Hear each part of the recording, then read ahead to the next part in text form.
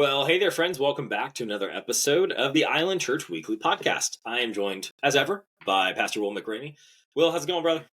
It's going well. It's good to be back and kind of a little bit more routine, and Yeah, it's doing absolutely, man. good. I'm doing a little bit of nursing at home, but Sandy's trying to be she's trying to be a good patient. But as people know, if they were here Sunday, she was actually led worship. But anyway, things are moving, getting back to normal, and it's good to get a lot of travel out of the way, and so we're gonna day to day. It's good. Of course, it's a great time on the island. We're now Right. officially in summer.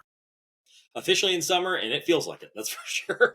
You know, as soon as you walk out, you're like, "Oh, I'm sweating after I just got a shower." Great. This is Florida summertime. Well, thanks for the live update. Appreciate that. We're still praying for Miss Sandy. Yeah, Mm. everyone in the church is. We are in the family. So thanks for the update there. Glad to know she's doing well. And keep us updated on that kind of weekly as Well, you guys get more information. we'll get But some how more was Sunday? results. Get some more results next week, and so Okay, that'll be kind of the next step. But we're very hopeful and certainly appreciate our people. absolutely. Well, how was that Sunday at Island Church? Well, as you know, we started a new series on foundations, and we took the first topic that we took was actually looking at Scripture because that gives us everything. I mean, everything else that's foundational to the church is built off of the foundation of the Scripture. So that's the reason I started there last week. And so if you missed that, I'd encourage you to go back and look at that. I told him, man, when I started the sermon, I said, I'm going to have some pictures. But this isn't a vacation show. It was some pictures from some of the churches that from the Vatican and some things out of Barcelona and some other churches. So we talked about that, and I tried to tie it together best I could. And so that was last week, and it was good. We had some returning people that had either had they summer excuse me, they summer away, but they were back in town. That was good to see them. And then we had a few people that were here that had been previously, so it's always good to see return guests. So, So that was good. So it's good engagement, and I just encourage our people when they're in town to make sure they come and invite a friend to come and bring with you. And when you're away, if all possible, I encourage you to actually get engaged somewhere else that particular Sunday or Sundays, and then you can get all the good answers and bring them back to here, and we can use them at Island Church. I love it. I love it. Very cool. Very cool. Well, give us a little snapshot of what the sermon was about. I know you started on the foundation series. You talked about the Bible. Yeah, for folks who weren't there, because I know that's something maybe we'll do a little more this summer because we have so many people traveling. Just give Yeah. like the let's go 60-second recap if you can of the sermon. What's the big idea? Kind of share with people just so they can kind of be catched up, and also maybe this little teaser for them to go back and watch it. Well, with the scripture is there's lots of different ways to approach scripture. There's long as the church didn't have the scripture at all, right? Yeah, It was not in their language, and yeah, then you didn't have the printing press, and so they were dependent upon the local church. Mostly, I was dealing with the Catholic Church as things spread out from there, and often they would be speaking Latin. And so they used images. They used the pictures, and they used with paintings, right? And they used sculpture. They used the design of the building, all kinds of things to communicate the message, even on the doors. And so we don't have to do that. We can actually have the scripture in our language, and we need to have a commitment to that scripture to read and study and pray through the scripture. And just the main thing is just to apply it. And as we approach the scripture, we're talking about even before we started this, that we want to bring God our yes. We want to say yes to God and what, not what, and I'll think about it. And so there's different ways to approach the scripture, and you're not going to get any more out of it than you put in. That's the way it works. And um, we want our obedience to start lining up with our knowledge, because it's easy just to develop knowledge. And so we don't do that. And so we really want to submit ourselves to the scripture. We want to understand and apply it appropriately. And that kind of lays the foundation for everything else that we do. And that lets us evaluate everything else we're going to do. As we go through the next several weeks, we'll be basing things off of scripture. And so that lays the foundation. So that gives you kind of an overview of the sermon. it's so helpful, so helpful. Just because that's that core thing, right? When all the questions come up about why you do this as a church, what's the foundation for this? Like, well, if we don't have a solid foundation in the Word, then everything else is just conjecture and it's just That's right. opinions, right? But everything is rooted in the words. That's great. Thanks for sharing the feedback there, or the update on the sermon. What's coming up that folks need to know about? What should they be knowing? About what's happening in the life of the church. Well, this next week, just in terms of message, I'm going to deal with prayer. I don't know if you ever thought about one of the things that was just interesting to me is just looking at all the confession booths. And we actually we were in almost like a red light district in historic red light district in, I think we're in Barcelona on that one. We were, and there was a church with just massive numbers of confession booths, and I heard some of the stories. It's just interesting. But I'm going to preach on not just on confession, but how we come before the Lord one on one, as opposed to having to go through a priest. And I'll share that this week and kind of walk through that. Probably share a few pictures again from all the confessional booths. But that's coming up. Well, part of what we're doing the next little bit is we're shoring up our where we are with our building project, and we're just trying to make progress with it. That doesn't affect everyone, but we're continued on. David Brooks is giving leadership. We're still about 1.3 million short of where we need to be in terms of our commitments. I know people are committed, but we need to, as that money comes in, we're still about 1.3 million short on commitments. We don't have an exact number, but we should have a pretty close number before too long, because the structural plans are being done, the mechanical, we'll be working on the furnishings and all those kinds of things. And so we'll get a pretty good number before too long. But I would just encourage our people, just a reminder, I know people travel, and some people have done electronic giving, and I know you've been involved with helping setting it up. But we just encourage you, because one of the things that's going to happen when we get towards actually maybe financing part of the building, because even if people make commitments, we won't have all the money.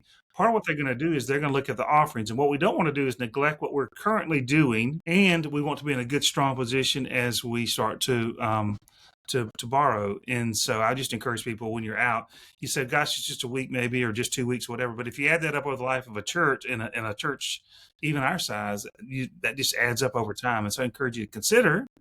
Stacy could help you. I mean, they can come by and see me, and I can point them towards Stacy or towards you. We can get them set up with ACH and automatic giving, that type of thing. But it was the right thing to do. Actually, that was the reason for tithing in the Old Testament in the first place, was to take care of the things of the temple. I mean, that was it. Take care of the priest, take care of the things there. And from that, then they also address people's needs. And that's the first priority for us, is that.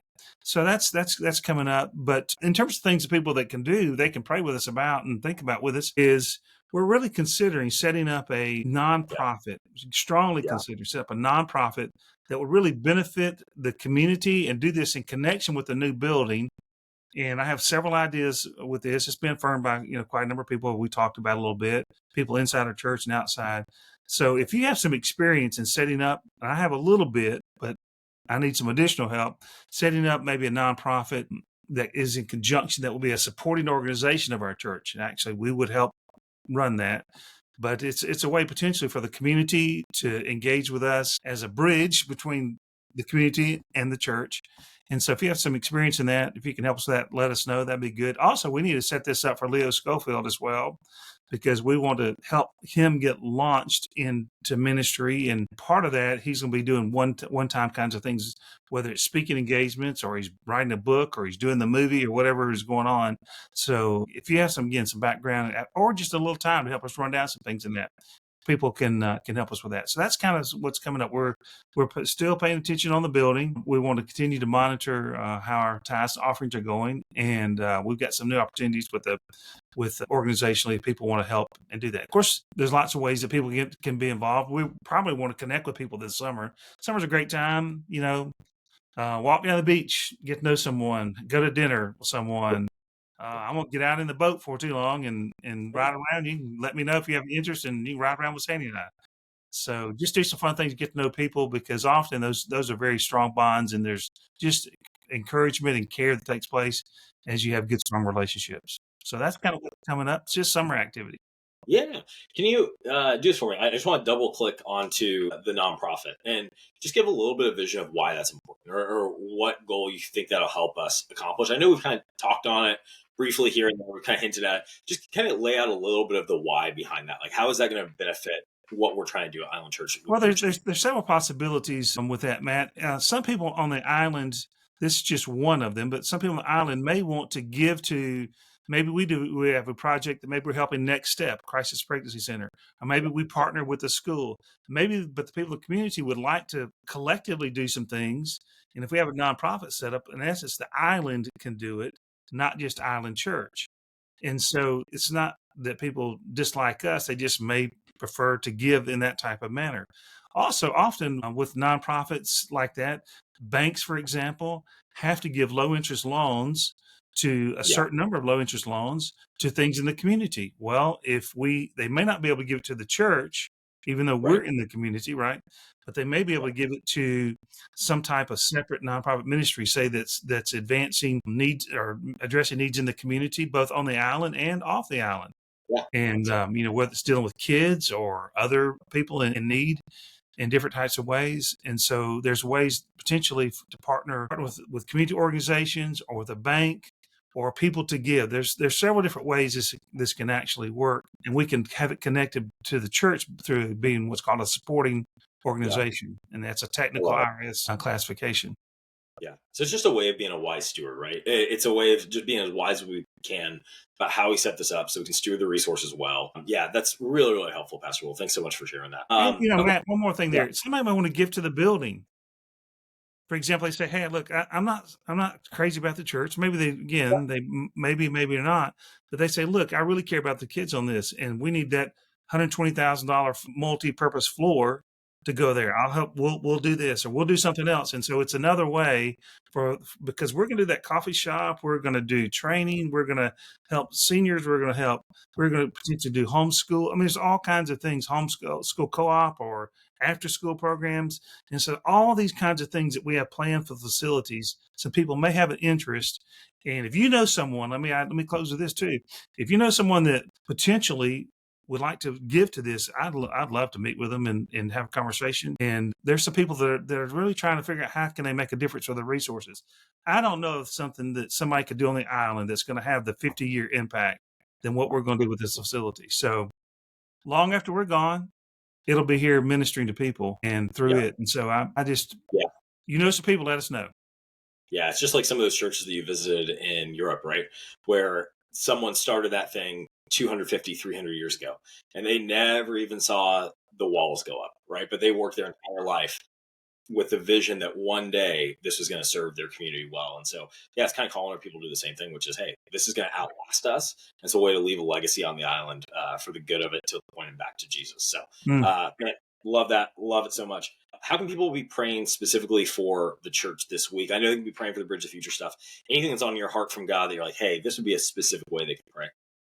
Well, I've got this message on prayer, and this is how I have confession, and part of what has to happen in the life of a church, and we can just pray for ourselves in this regard, is that every church has to move beyond just the pastor, which is our church does. I mean, it's not just about me. I recognize that, but actually in Baptist life, we have as you know, Matt, we have what's called priesthood of the believers. So we would like every person to feel like they have a part and a role. And I understand people have time limitations, they have physical limitations, other kinds of things.